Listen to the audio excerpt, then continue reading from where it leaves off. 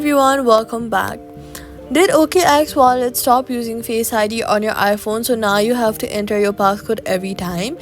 The fix is in your iPhone settings, takes 30 seconds and no login needed. First, go to your settings app and then search for Face ID and Passcode. Enter your iPhone's passcode when it asks.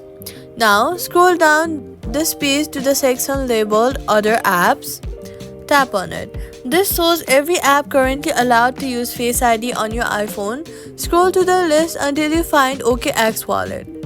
If the toggle next to OKX Wallet is grayed and switched off, tap it to turn it on. If it's already on but Face ID is still not working, tap it off and then back on to reset the permission. After changing the toggle, go ahead and swipe up from the bottom of your screen and close the wallet app completely from your recent apps by swiping it away. Then go ahead and reopen the app.